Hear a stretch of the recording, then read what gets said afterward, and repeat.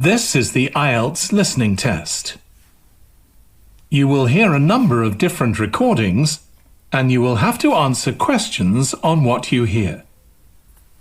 There will be time for you to read the instructions and questions, and you will have a chance to check your work.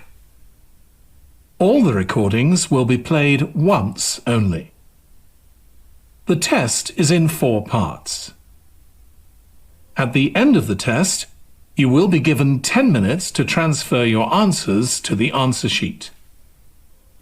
Now turn to Part 1.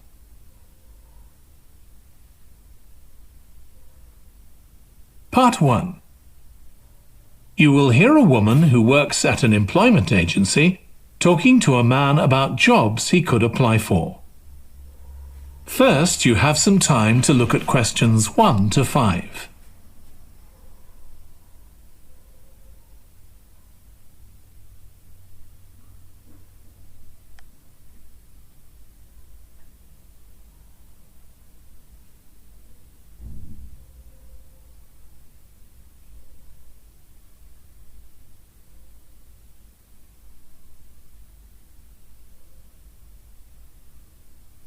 Now listen carefully and answer questions 1 to 5. Good morning. Thanks for coming in to see us here at the agency, Joe. I'm one of the agency representatives and my name's Sally Baker. Hi, Sally. I think we spoke on the phone, didn't we? That's right, we did. So thank you for sending in your CV. We've had quite a careful look at it and I think we have 2 jobs that might be suitable for you. Okay. The first one is in a company based in North London. They're looking for an administrative assistant. Okay. What sort of company is it? They're called Home Solutions and they design and make furniture. Oh, I don't know much about that, but it sounds interesting. Yes, well, as I said, they want someone in their office and looking at your past experience, it does look as if you fit quite a few of the requirements. So on your CV it appears you've done some data entry? Yes. So that's one skill they want. Then they expect the person they appoint to attend meetings and take notes there. Okay. I've done that before, yes. And you need to be able to cope with general admin. Filing and keeping records and so on. But that should be okay. And in my last job I also had to manage the diary. Excellent. That's something they want here too. I'd suggest you add it to your CV. I don't think you mentioned that, did you? No. So, as far as the requirements go, they want good computer skills, of course, and they particularly mention spreadsheets. That should be fine. And interpersonal skills, which would be something they'd check with your references. I think that should be okay, yes. Then they mention that they want someone who is careful and takes care with details. Just looking at your CV, I'd say you're probably all right there. I think so, yes. Do they want any special experience? I think they wanted some experience of teleconferencing. Oh, I've got 3 years' experience of that. Let's see. Yes, good. In fact, they're only asking for at least 1 year, so that's great. So is that something that might interest you? It is, yes. The only thing is, you said they were in North London, so it would be quite a long commute for me. Okay. Before you hear the rest of the conversation, you have some time to look at questions 6 to 10.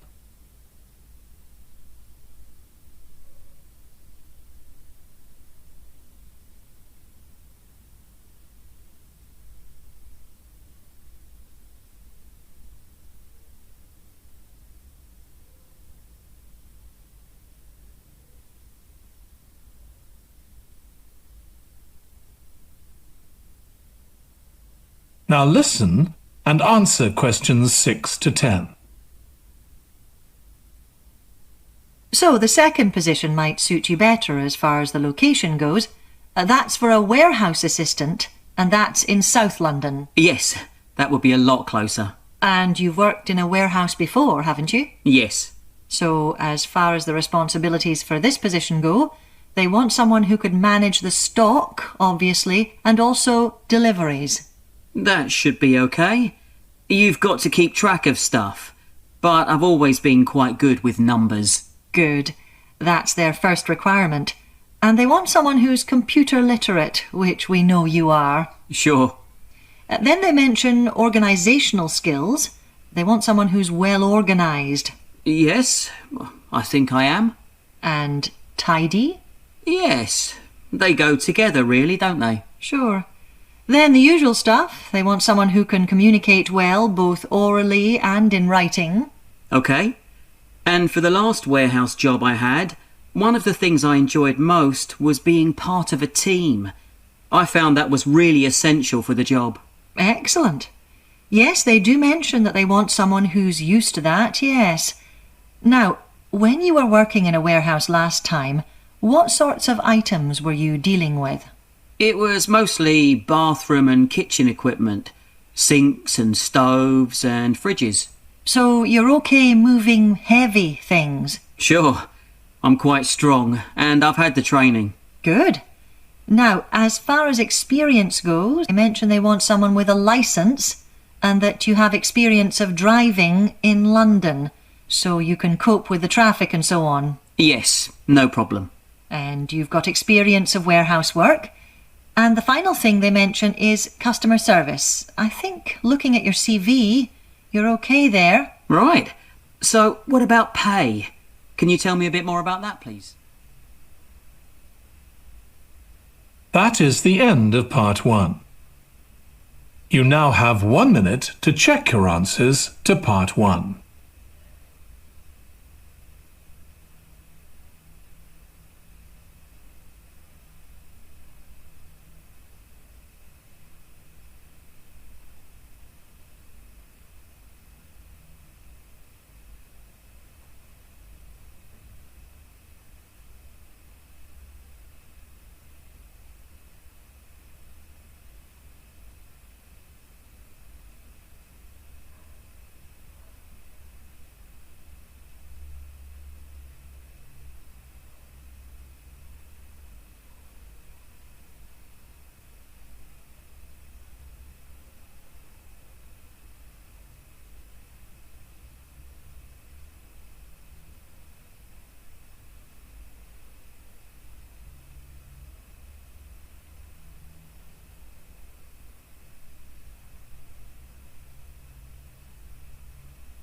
Part. You will hear a woman called Alice Riches talking on the radio about a scheme which involves closing streets to traffic to allow children to play. First, you have some time to look at questions 11 to 16.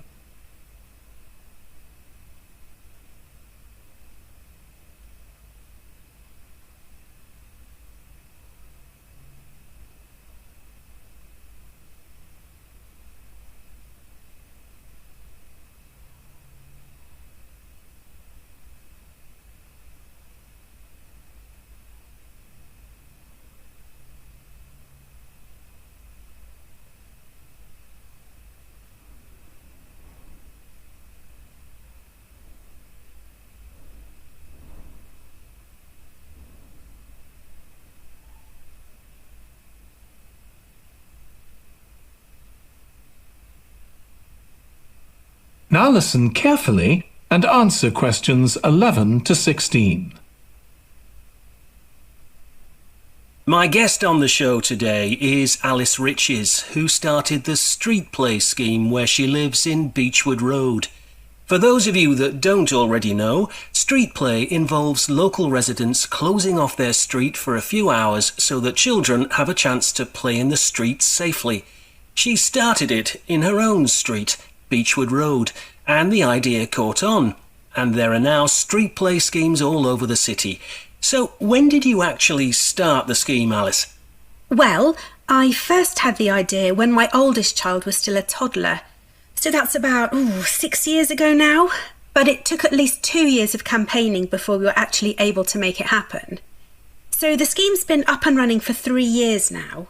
We'd love to be able to close our road longer, for the whole weekend, from Saturday morning until Sunday evening, for example.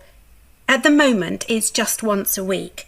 But when we started, it was only once a month. But we're working on it.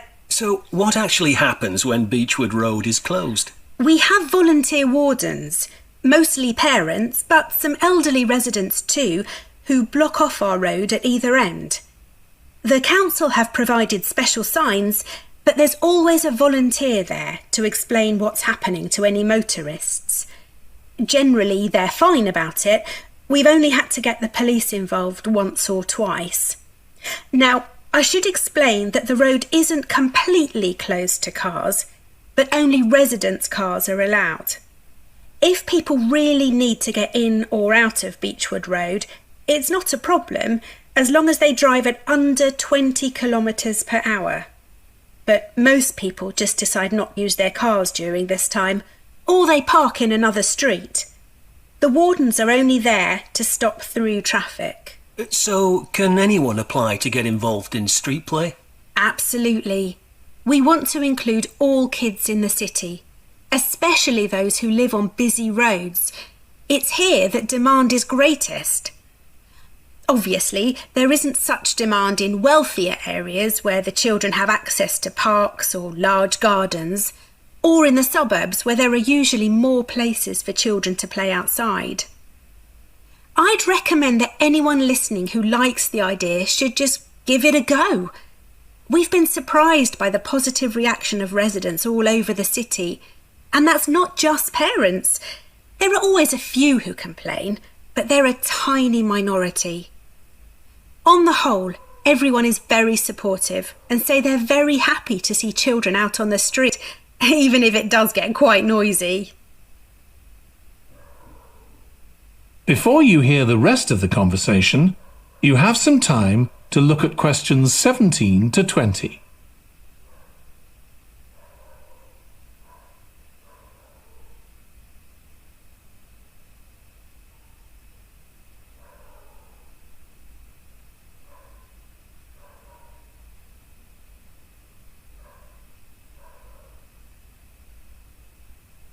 Now listen and answer questions 17 to 20. There have been so many benefits of street play for the kids. Parents really like the fact that the kids are getting fresh air instead of sitting staring at a computer screen, even if they're not doing anything particularly energetic. And of course, it's great that kids can play with their friends outside without being supervised by their parents. But for me, the biggest advantage is that kids develop confidence in themselves to be outside without their parents. The other really fantastic thing is that children get to know the adults in the street.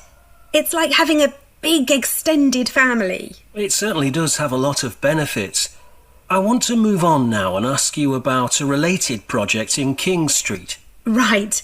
Well, this was an experiment I was involved in, where local residents decided to try and reduce the traffic along King Street, which is the busiest main road in our area, by persuading people not to use their cars for one day.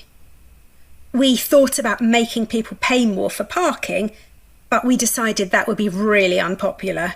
So instead we just stopped people from parking on King Street, but left the other car parks open. It was surprising how much of a difference all this made.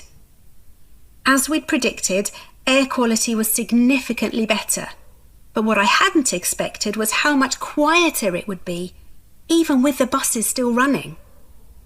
Of course, everyone said they felt safer, but we were actually amazed that sales in the shops went considerably that day. We thought there'd be fewer people out shopping, not more.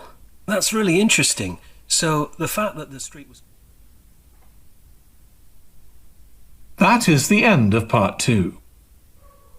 You now have 30 seconds to check your answers to part 2.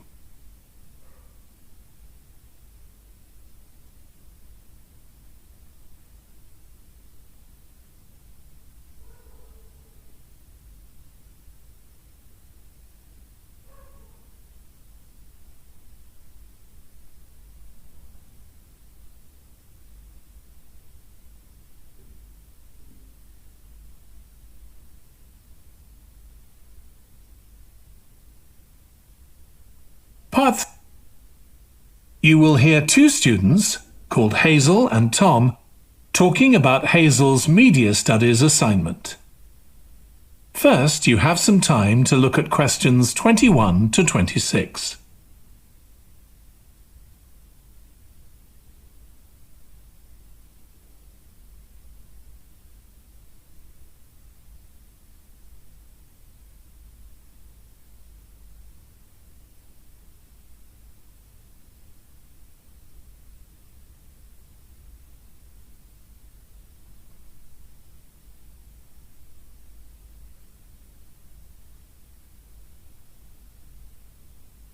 Now listen carefully and answer questions 21 to 26. Tom, could I ask you for some advice, please? Yes, of course. If you think I can help. What's it about? It's my first media studies assignment, and I'm not sure how to go about it. You must have done it last year. Is that the one comparing the coverage of a particular story in a range of newspapers? That's right. Oh, yes. I really enjoyed writing it. So, what sort of things do I need to compare? Well, there are several things. For example, there's the question of which page of the newspaper the item appears on. You mean because there's a big difference between having it on the front page and the bottom of page 10, for instance? Exactly. And that shows how important the editor thinks the story is. Then there's the size. How many column inches the story is given. How many columns it spreads over. And I suppose that includes the headline. It certainly does. It's all part of attracting the reader's attention. What about graphics? Whether there's anything visual in addition to the text? Yes, you need to consider those too, because they can have a big effect on the reader's understanding of the story. Sometimes a bigger effect than the text itself. Then you'll need to look at how the item is put together. What structure is it given? Bear in mind that not many people read beyond the first paragraph. So what has the journalist put at the beginning? And if, say, there are conflicting opinions about something, does one appear near the end where people probably won't read it? And newspapers sometimes give wrong or misleading information, don't they? Either deliberately or by accident. Should I be looking at that too? Yes, if you can. Compare what's in different versions. And as far as possible, try and work out what's true and what isn't. And that relates to a very important point. What's the writer's purpose? Or at least the most important one, if they have several. It may seem to be to inform the public, but often it's that they want to create fear or controversy, or to make somebody look ridiculous. Gosh, I see what you mean. And I suppose the writer may make assumptions about the reader. That's right. About their knowledge of the subject, their attitudes, and their level of education, which means writing so that the readers understand without feeling patronised. All of that will make a difference to how the story is presented. Before you hear the rest of the discussion, you have some time to look at questions 27 to 30.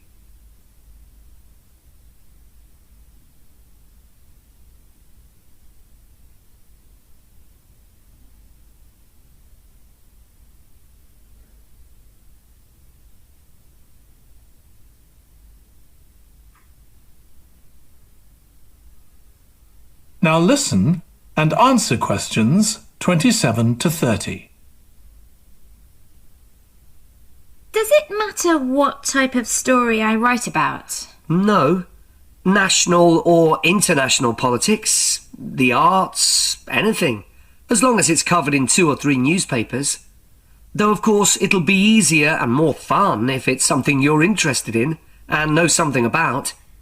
And on that basis, a national news item would be worth analysing.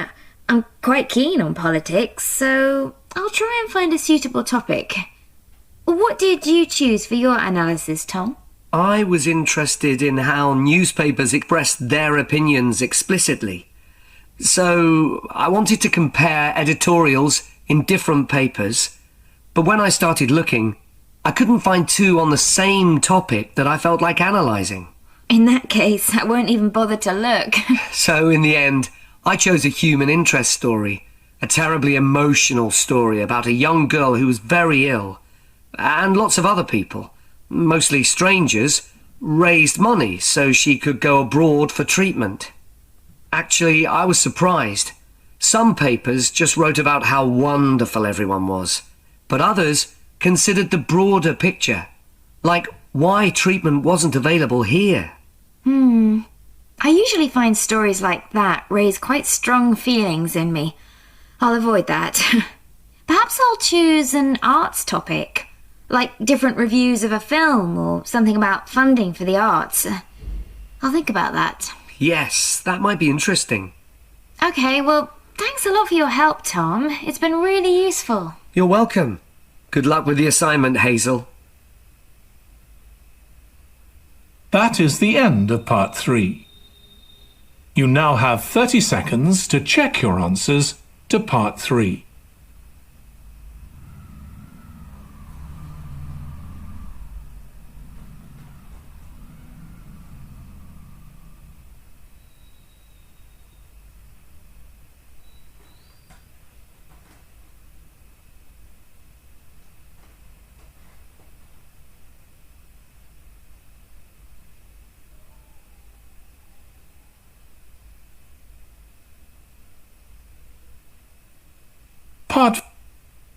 You will hear part of a lecture on the early history of keeping clean.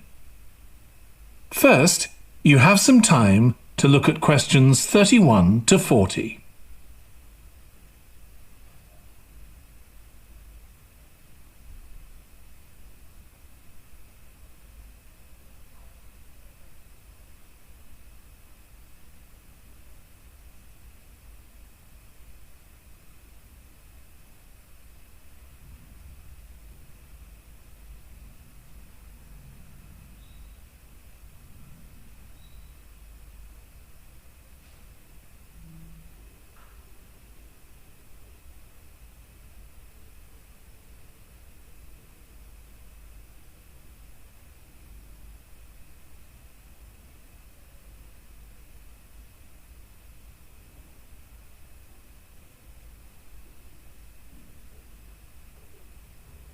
Now listen carefully and answer questions 31 to 40. Nowadays, we use different products for personal cleanliness, laundry, dishwashing and household cleaning, but this is very much a 20th century development. The origins of cleanliness date back to prehistoric times. Since water is essential for life, the earliest people lived near water and knew something about its cleansing properties, at least that it rinsed mud off their hands. During the excavation of ancient Babylon, evidence was found that soap making was known as early as 2800 BC. Archaeologists discovered cylinders made of clay, with inscriptions on them saying that fats were boiled with ashes. This is a method of making soap, though there's no reference to the purpose of this material. The early Greeks bathed for aesthetic reasons and apparently didn't use soap. Instead, they cleaned their bodies with blocks of sand, pumice and ashes, then anointed themselves with oil and scraped off the oil and dirt with a metal instrument known as a strigil. They also used oil mixed with ashes. Clothes were washed without soap in streams. The ancient Germans and Gauls are also credited with discovering how to make a substance called soap, made of melted animal fat and ashes. They used this mixture to tint their hair red.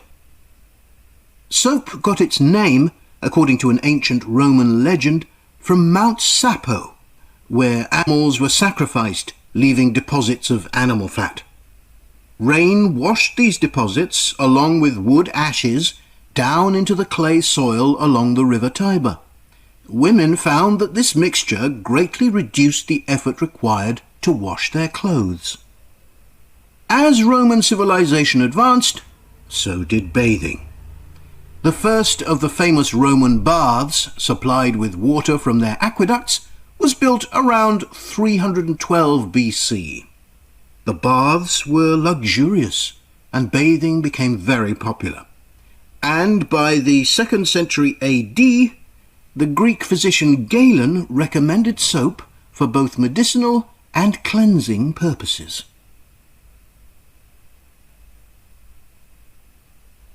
After the fall of Rome in 467 AD and the resulting decline in bathing habit, much of Europe felt the impact of filth on public health.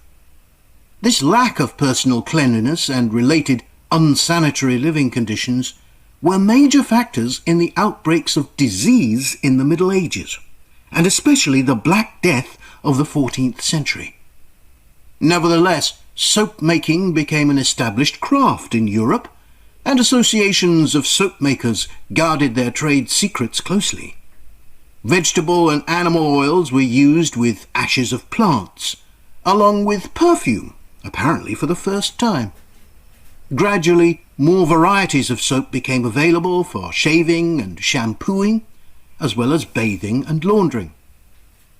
A major step toward large-scale commercial soap making occurred in 1791, when a French chemist, Nicolas Leblanc, patented a process for turning salt into soda ash, or sodium carbonate. Soda ash is the alkali obtained from ashes that combines with fat to form soap. The Leblanc process yielded quantities of good quality, inexpensive soda ash.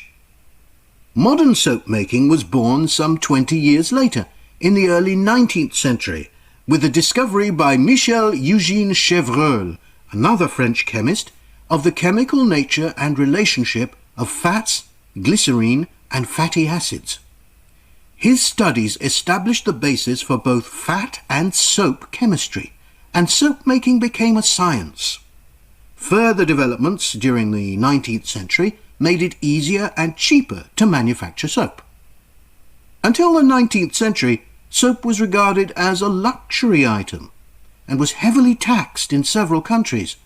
As it became more readily available, it became an everyday necessity, a development that was reinforced when the high tax was removed.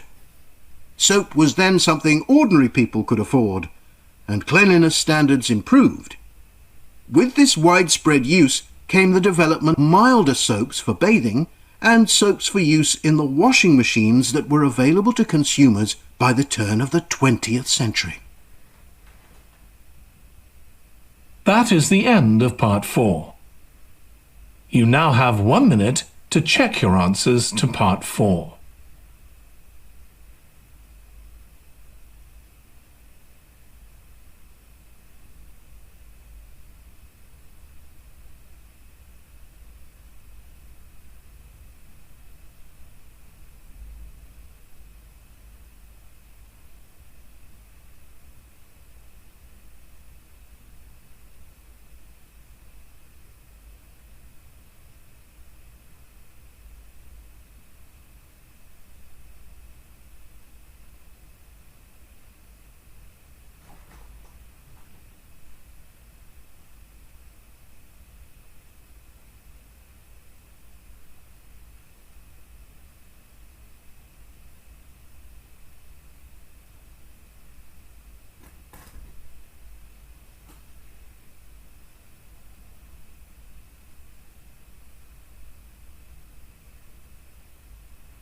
That is the end of the listening test. In the IELTS test, you would now have 10 minutes to transfer your answers to the answer sheet.